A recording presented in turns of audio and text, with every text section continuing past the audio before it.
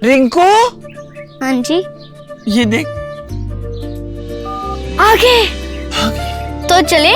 सत श्री अकाल बीजी। सत श्री अकाल पुत्र।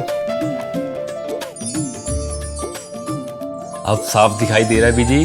बहुत साफ दिखाई दे रहा है। बीजी इतने टाइम बाद नए चश्मे बनवा ही लिए। किसी अपने ने पैसे भेजे और हर महीने पैसे भेजेंगे। वाह। ਫੋਨਾਂ ਤੇ ਟੂ ਟੂ ਹੋਊਗੀ ਤੁਹਾਡੇ 1 ਤਰੀਕ ਤੋਂ ਬਾਅਦ।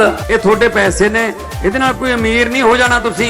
ਮਾਵਾਂ ਭੈਣਾਂ ਨੂੰ ਸਤਿਕਾਰ ਦੇ ਕੇ ਮੈਨੂੰ ਖੁਸ਼ੀ ਮਿਲਦੀ ਹੈ ਇਸ ਗੱਲ ਦੀ। मुख्यमंत्री माँ बेटी सत्कार योजना, आपका अपना भगवंत मान। तो आखिरकार दोस्तों वही हुआ जिस बात को लेकर के डर था। ममता बनर्जी ज्यों ही सड़क पर उतरी बीजेपी के खिलाफ, बागियों के खिलाफ अपनी शक्ति प्रदर्शन दिखाने के लिए कि आज भी मेरे पास जनता का समर्थन है, आज भी मैं डरने वालों में से नहीं हूं।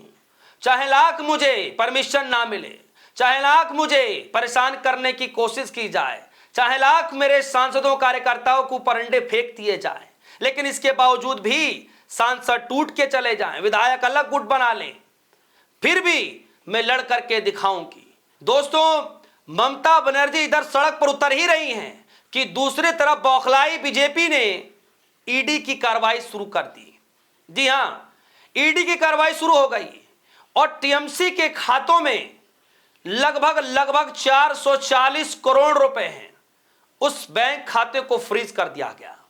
दोस्तों, सोचिए कि पहले ममता बनर्जी के बागी सांसदों को तोड़ा गया।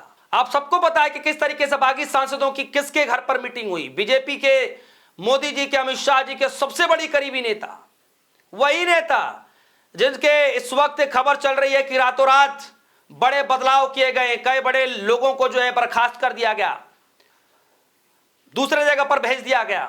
वही नेता जिनके घरों पर मीटिंग हुई टीएमसी के, और उसके बाद बागी गुट बना करके दूसरे पार्टी में सम्मिलित करवा कर एनडीए को समर्थन करवा दिया गया। सोचिए, विधायकों ने अलग गुट बना लिए, टीएमसी पर धब्बा बोल रहे हैं कि हमारी है पार्टी, हम हैं असली टीएमसी के मालिक, हम हैं असली वारिस, हम असली हैं, ममता बनर्जी नकली। ये पेश किया जा रहा है। खबर आई अमर उजाला की और खबर में लिखा है, साथ रहो या भाजपा में जाओ, टीएमसी के बागी नेताओं पर भड़की ममता बनर्जी, बोली विश्वासघात से बढ़े बीजेपी के हौसले। दूसरी खबर आई आज तक की, पहले नेता प्रतिपक्ष पद, फिर पार्टी दफ्तर और अब बैंक खाता, ममता के हाथ से निकलता टीएमसी का कंट्रोल।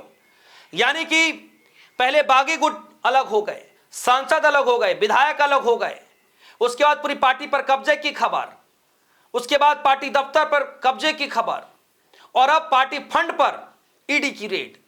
यानी एक एक करके ममता बनर्जी के कंट्रोल से टीएमसी निकलती जा रही है। इस तरह की खबर चलाई जा रही है और ममता बनर्जी ये सारी चीजें जानती हैं कि कैसे, किस तरीके से, किन कारणों से ममता बनर्जी को परेशान किया जा सकता है।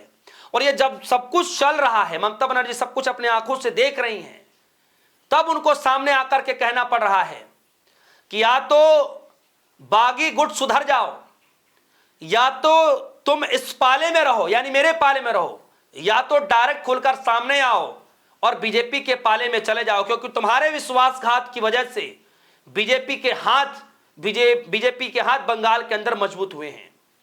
यानी बागियों की वजह से बीजेपी के हाथ मजबूत हुए हैं। तो ये खेल करना बंद करिए, कहीं ऐसा ना हो कि तुम कहीं कहीं ना बचो।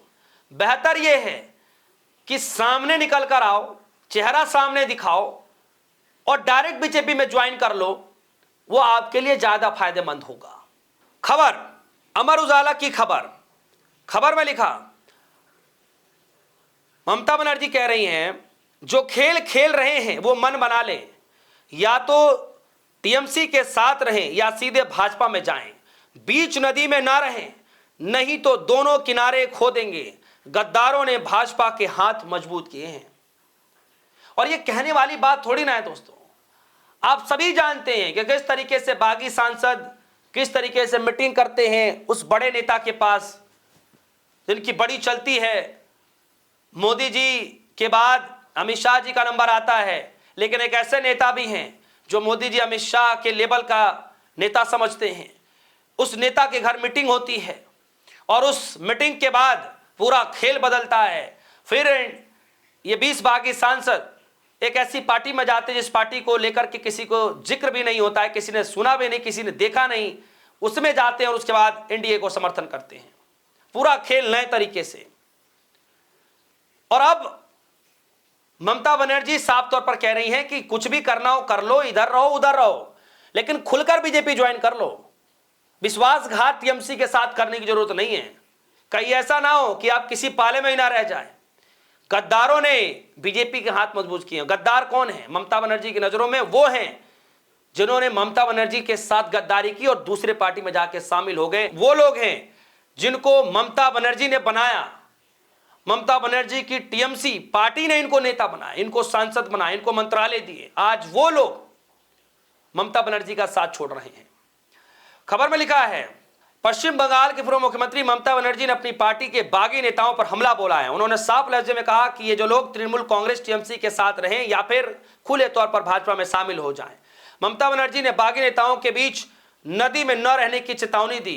एक वीडियो के जरिए संदेश देते हुए उन्होंने कहा कि बागी विधायक और सांसदों पर आरोप लगाते हुए कह रही हैं कि या तो ये नेता भाजपा के इशारे पर काम कर रहे हैं, उनके इस विश्वासघात से भगवा दल के हौसले बढ़े हुए हैं, इसी वजह से टीएमसी कार्यकर्ता पर आज ये हालत होती दिखाई दे रही है।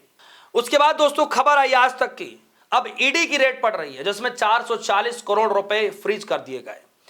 खबर में लिखा है आज तक की, पहले नेता प्रतिपक्ष पद, फिर पार्टी दफ्तर और अब बैंक खाता, ममता के हाथ से निकलता टीएमसी का कंट्रोल। इसमें लिखा है खबर में दोस्तों कि पहले ममता से नेता प्रतिपक्ष का पद छीन लिया, उसके बाद एमपी एमएलए भी ममता के हाथ से निकल गए, यानी विधायक भी निकले और मेंबर ऑफ पार्लियामेंट भी निकले, यानी एमपीज भी निकल गए। दूसरा झटका, पार्टी दफ्तर अध्यक्ष पद से ममता को बेदखल कर दिया गया, यानी पार्टी दफ्तर से ही ममता को बेदखल कर दिया गया। अब खबर आ रही है कि टीएमसी के जो बैंक खाते हैं उसको फ्रीज कर दिया गया है। खबर आ रही है पार्टी और पद छीनने के बाद ममता बनर्जी गुट को सबसे बड़ा झटका आर्थिक मोर्चे पर लगा है, क्योंकि बागी गुट ने टीएमसी के आर्थिक बैंक खातों में अवैध फंडिंग और पैसे की हेराफेरी की शिकायत केंद्रीय एजेंसियों से कर दी। इसके चलते ईडी ने और विधाननगर पुलिस की कार्रवाई के बाद तृणमूल कांग्रेस के 3 बैंक खातों को फ्रीज कर दिया गया, जिसमें लगभग 440 करोड़ रुपए जमा थे। आरोप मनी लॉन्ड्रिंग का लगाया गया है। तो कुल मिलाकर के दोस्तों खेल चाहे कितना भी कर लें, खेल चाहे ईडी का कर लें, खेल चाहे एमपी का कर लें, खेल चाहे विधायकों का कर लें, लेकिन फिर भी ममता बनर्जी पीछे हटने को तैयार नहीं है। ईडी की रेड के बाद भी 440 करोड़ वाले उस बैंक खातों को फ्रीज करने के बाद भी ममता बनर्जी आज भी लड़ाई लड़ने को तैयार है और साफ लफ्जों में कह रही हैं कि गद्दारी करने वालों ने बीजेपी के हाथ मजबूत किए हैं।